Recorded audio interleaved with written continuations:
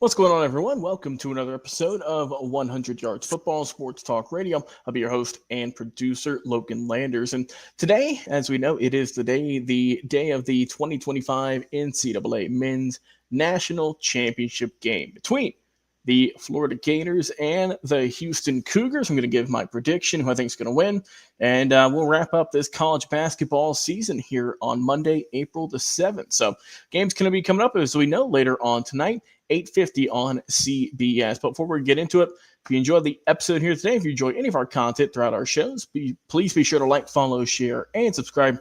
We go live each and every single week here on the platform, whether that be on Facebook or on YouTube. You can also go and download audio versions of our podcast over on the Believe Podcast Network, which then distributes it out to places like Spotify or Apple Podcast, or really anywhere you enjoy listening to podcasts. You can find our show. Like it says in the little graphic down there, just go type in 100 Yards Football, and you'll find all of our content. So let's talk about how these two teams got here and how they advanced in the Final Four this past weekend. And looking at these two teams, we'll go first with the Florida Gators. They got the win over the Auburn Tigers. Final score in that one, 79-73.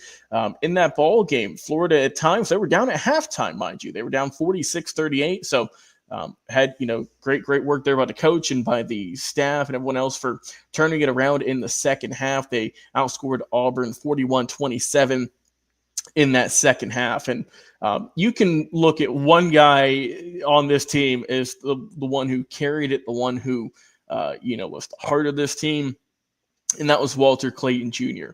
Had a phenomenal performance shooting-wise, 34 points.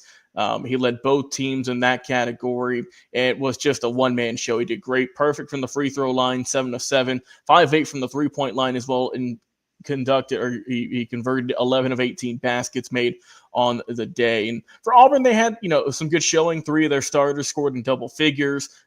Their main one being Chad Baker-Mazzari, who had 18. But when you look at these two teams, it was, in the end, it was the shooting for Florida that did it. They shot better at 47% from the three-point line. They shot 38%. And from the free throw percentage, slightly better at a solid 70%. When you look at turnovers, they had 16, a little bit sloppy, but they were able to negate it and figure it out and get back and on the boards. And for rebounds, they out-rebounded the Tigers by 9. So Florida got the big win in that one, and Walter Clayton Jr., my goodness, have a day young man. Now, over to Houston, and this was the talk of the college basketball and really just honestly basketball world with these two teams. Duke going up against Houston, and boy, oh boy, did it look like Duke was going to advance. It looked just like they were going to, waltz into the finals and take on Florida, and we'll see what would happen there. But that's not what happened.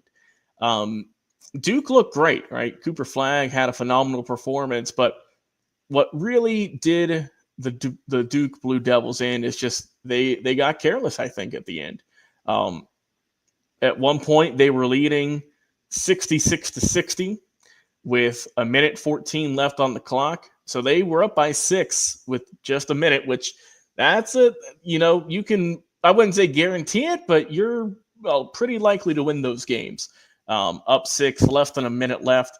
But through just, heart, determination, great play calling, your clutch players coming up, how they should be. A bunch of different ways you can describe it. Houston pulled it out, and they ended up getting the, in a way, upset win over Duke. I know they were both 1 seeds, but the way this game was going, it looked like it was clearly going to be Duke in the win and going into the finals. I mean, mentioned Cooper Flagg had a great day, 27 points. He led all scorers with that. But, of course, L.J. Cryer over there for the Cougars had a great game as well, 40 minutes rather. So he was the Iron Man, got 26 points.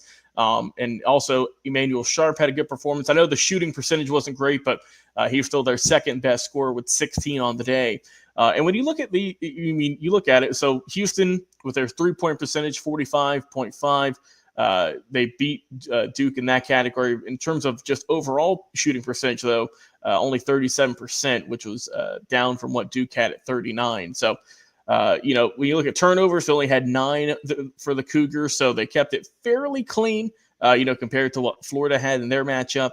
42 rebounds as well. So both these teams are going to be boxing each other out and seeing who can win in that statistical category.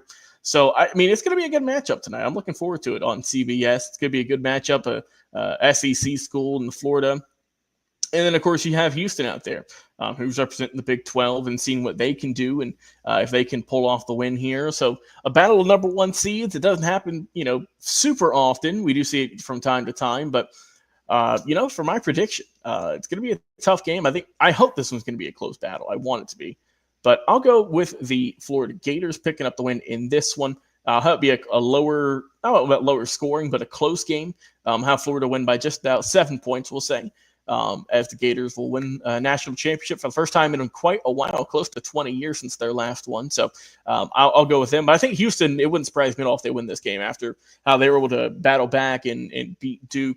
They're definitely riding a wave of momentum. But I'm going to go with Florida overall getting the win. I think just as a team, they look really sharp. And no discredit to Houston. Obviously, they've had a great year. But I'm going to have to go with the Florida Gators picking up the win in this ball game tonight for the national championship. And today is the last day of March Madness, as we all know. And it's been fun watching all these teams kind of get through the bracket and watch what all's happening and, all the great upsets and all the key plays and the great shots. But as we know, you guys were with my bookie, their bet and get campaign. It's going on still as we get into the end of March Madness. And guys, you can help out. You can also sign up now with a promo code of MM50. You see it on the screen here. Once again, MM50. You can sign up and you can boost your bankroll with your deposit bonus when you put that in. And, if you put your bet in, you can also get some potential prizes, whether it be some free bets or some cash back, maybe even some bonus chips. You just got to put the code in there. Once again, MM50, and you'll never know what you're going to get with my bookie. So you can bet on any game, anywhere, at any time with the folks over only at my bookie. Well, guys, thank you all for tuning in today for the Final Four show I had last week and now for the national championship coming up tonight. Be sure to, if you're going out to watch the game, be responsible, be safe. If you're staying at home, then get some popcorn because it's going to be a phenomenal game between two really good teams. So until our next show, I've been your host and producer, Logan Landers. Guys, until next time, we'll see you again